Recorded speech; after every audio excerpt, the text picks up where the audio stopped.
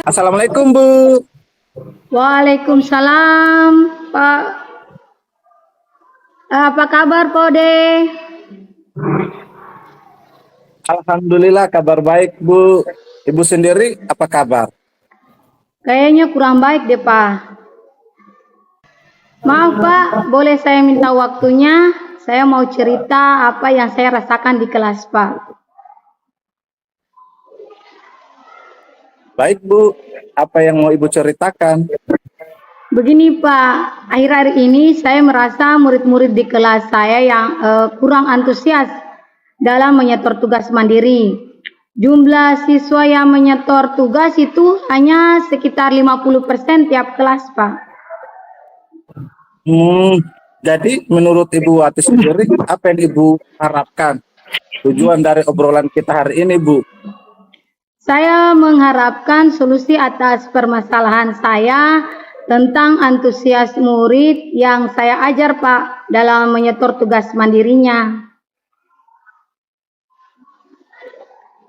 Menurut Ibu Wati, hal apa saja yang membuat murid-murid Ibu kurang antusias dalam pengumpulan tugas mandirinya Bu?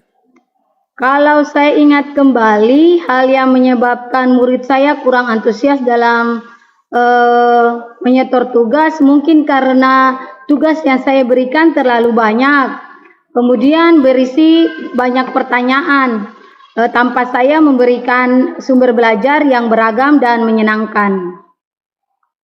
Kalau boleh tahu, Ibu menggunakan sumber belajar apa saja di kelas Bu? Saya biasanya menggunakan buku teks yang ada di perpustakaan, Pak. Adakah sumber belajar selain buku teks Bu? Saya pikir banyak, Pak, sumber belajar seperti video YouTube, artikel atau tulisan ilmiah di internet, atau juga bisa kita menggunakan aplikasi yang sedang ngetren sekarang seperti TikTok. Nah, betul sekali Bu.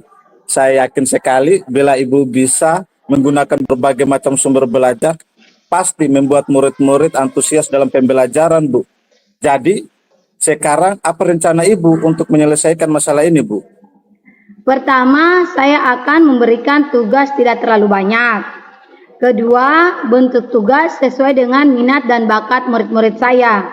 Istilahnya seperti pembelajaran diferensiasi, Pak. Sehingga mereka senang mengerjakan tugasnya, misalnya menggunakan bentuk poster, lagu, puisi, video, atau laporan digital, sehingga bisa memotivasi mereka dalam mengerjakan dan mengumpulkan tugas mandirinya, Pak. Bagus sekali rencananya Ibu. Mudah-mudahan berhasil ya. Apa komitmen Ibu terhadap rencananya Ibu ini? Ya, komitmen saya, Pak, untuk selalu membuat rencana pembelajaran yang menyenangkan, menggunakan banyak sumber belajar untuk eksplorasi materi, sehingga murid-murid saya dapat menjalankan mereka belajar tanpa ada unsur paksaan. Akan saya serahkan pemilihan sumber belajar pada murid-murid saya, Pak. Bagus sekali Bu. Saya sangat mendukung. Mudah-mudahan semua berjalan lancar dan sesuai harapan yang Ibu harapkan. Terima kasih, Pak, atas waktunya untuk sharing. Mudah-mudahan kita semua bisa menjadi guru yang selalu dirindukan oleh murid-murid kita. Amin, ya Pak.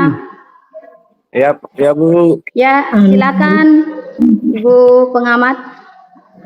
Ya, terima kasih. Setelah saya mengamati hasil dari praktik coaching kita pada pagi hari ini, langkah yang dilakukan sudah sesuai dengan model Virta.